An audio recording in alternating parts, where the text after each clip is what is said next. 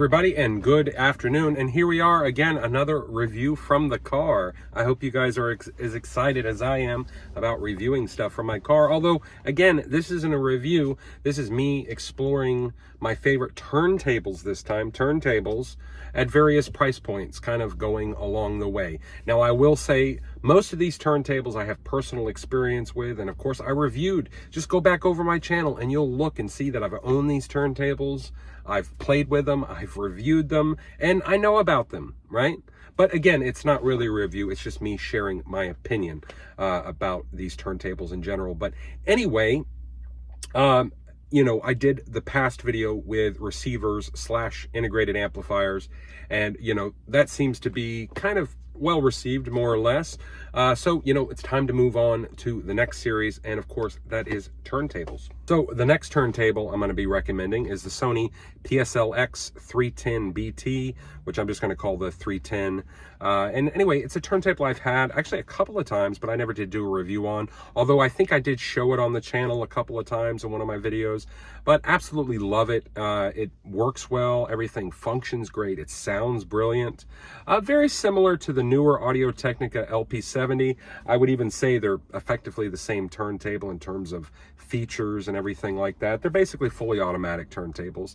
However, and I reviewed the LP70, and I would recommend that in its place. However, a lot of people seem to be having issues with skipping and things like that, so that's why I'm recommending the Sony. The other nice thing about the Sony is, you know, of course you can order them online. You can buy them at Best Buy, which is always nice. And you can kind of do that with the LP70 as well, but again, with the issues that the LP70 seems to be having, which the Sony does not have, it just makes me want to recommend the Sony. Plus, I kind of like the look of the Sony better. It's kind of a square, kind of more modern, minimalist look to it. You know, to me, it just kind of looks better. The only thing I didn't care for with the Sony was the planar mat. It almost is like a piece of neoprene. Like wetsuit material, like neoprene, right? And I would get rid of that as soon as possible. But apart from that, slight quibble, it's actually a great turntable. It sounds great, it performs fantastic. And yeah, that's at the price of, I think, $250 is what they run. That's definitely the one to get. Next turntable on the list is only about $100 more than the Sony, and that is going to be the Music Hall MMF 1.5. Now, the thing I like about the 1.5 is, and by the way, it's a turntable I've never heard, and I want to state that, but I'm going to recommend it anyway, because looking online, the reviews seem to be almost unanimously positive. And there's a lot of things I like about this turntable, and I've actually thought about getting it in the near future to kind of check out and to review. One thing I like about it is it's, of course, belt drive, but it has an S-shaped tone arm, kind of a classic sort of, let's call it a Technics arm, meaning you can remove the head shell, you can pop on different cartridges. It also has fully 3 speeds. You can do 78, 45, 33. And of course, with the removable head shell, you can just buy a 78 cartridge and swap that on, and you'll be able to reliably play 78s very nicely. Another nice thing about it, of course, it has built-in phono preamp, so you can basically hook it to anything. Another nice thing about it is it also has an adjustable speed on the back, which is kind of inconvenient, but at least it has it, and you can adjust all the speeds so that if if your turntable's running a little slow, for example, for whatever reason, or maybe you just want to increase the speed or decrease the speed or something, you can make those adjustments with the speed control, which is really nice. And like I said, the reviews overall seem to be almost unanimously positive when it comes to the 1.5, which is why I'm including it on this list, even though I haven't heard it personally. The next one is another turntable I reviewed, and that is the Audio-Technica LP5X. Direct drive, very fantastic turntable. I really can't fault it at all, and it's one of the few direct drive turntables I'm going to include on my list because honestly it's one of the few that I've had that I've liked the sound quality of. Now, that's not to disparage direct drive, and I hate to get into the debate of, oh, belt drive sound better. No, direct drive sound better, and all this kind of stuff.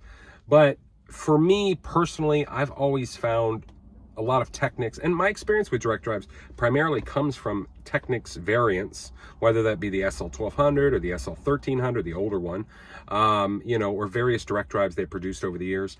But direct drives have always kind of homogenized the sound.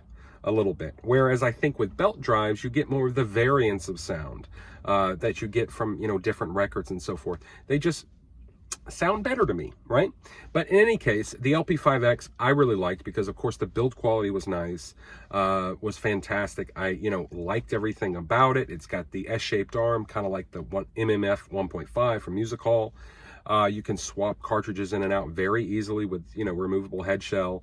You know, I believe the tone arm has basic full adjustments, more or less, if I remember correctly. Has a built-in phono preamp that I thought sounded very, very nice. And yeah, overall, just a very, very nice turntable. And at the price of about $500 or so, I think they're $499 is what they run. I actually loved it, and I would buy it again in a heartbeat. The next turntable on the list is actually not much more than the LP5X, but of course it's going to be the Rega Planar 1. I've had Planar 1s, RP 1s over the years. I've had 5 or 6 of them, and they're absolutely phenomenal turntables. They do occasionally have build quality problems in terms of tone arm. Matter of fact, the first Planar 1 that I ever got had a tone arm bearing issue and a tone arm grounding issue that I got on the replacement arm that the sound organization sent to me, the sound organization being Rega's US distributor. But long story short, once that was all settled up, it was a fantastic sounding turntable.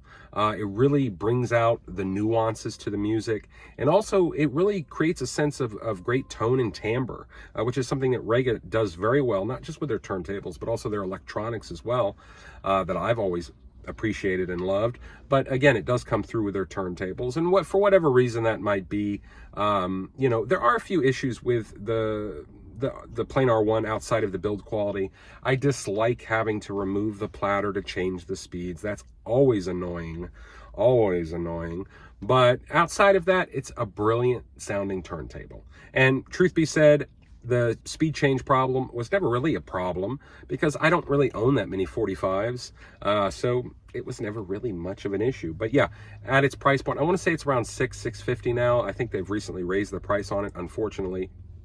It's an absolute fantastic turntable.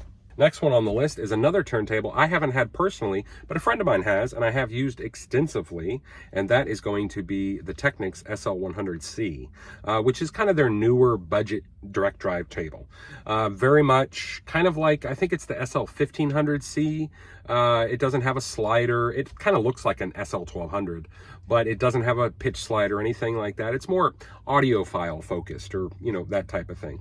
But, and in any case, it sounded fantastic, sounded brilliant. It did kind of have that homogenization to the sound a little bit that I mentioned when I talked about the Audio-Technica LP5X, but it was very easy to forgive. Very easy to forgive. And another nice thing about the SL100C is build quality was brilliant. I didn't have any issues with the build quality. I have heard and read online where people have had problems with the lift, you know, the lifter lever for the tone arm lift, being kind of maybe cheap or whatever. But, you know, interacting with my friend's SL100, I didn't have any problems with it. I didn't think it came across cheap in any way, and it just sounded fantastic. It really brought, like a lot of good Technics direct drives, it brought good weight and bass to the music. It really emphasized that very nicely. And, you know, I think they run for about $1,000, and, you know, at that price point, that'd be the only one I'd buy. Next one on the list is going to be the Rega Planar 3. And I'm going to skip the Planar 2, and I tell you why, because I think at its price point, for just a few $100s more, just get the Planar 3. It is a better built turntable. It has the tone arm braces across the top and the bottom. It has better RCA cables. It has better adjustability with the arm in terms of, you know, anti-skate as well as tracking force. It just makes it simpler to operate.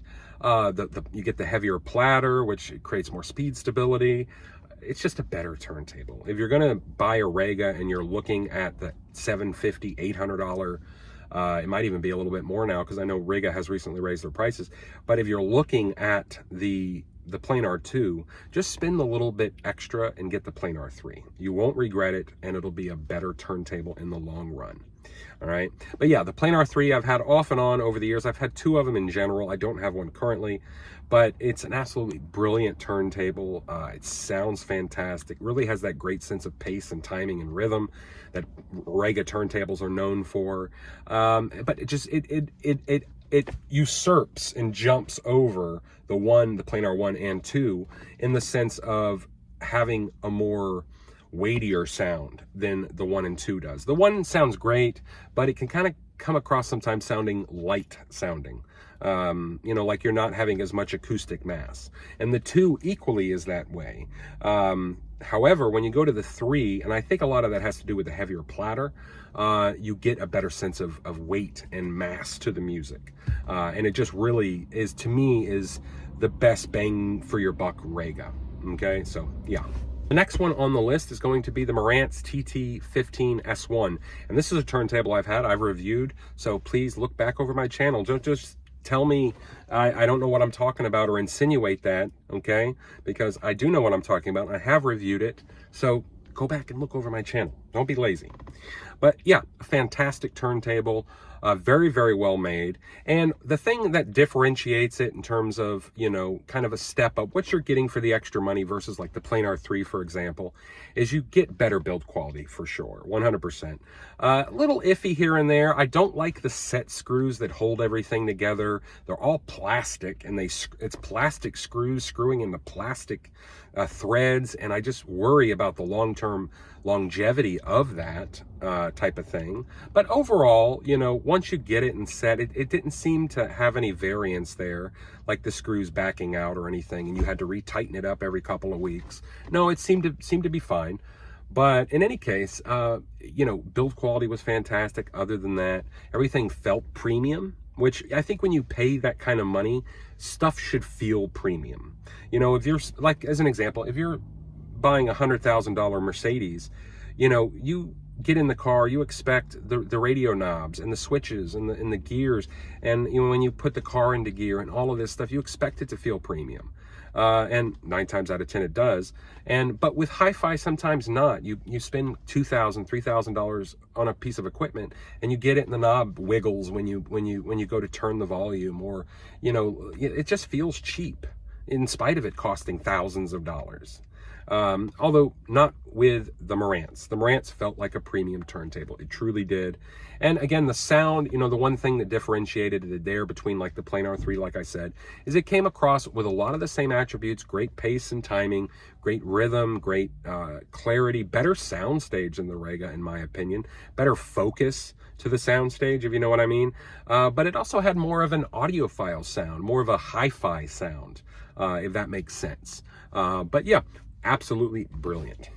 Overall, that is going to be my list. I wanted to kind of cut it short here because honestly, my experience with more expensive turntables beyond, let's say, $2,000 is very limited.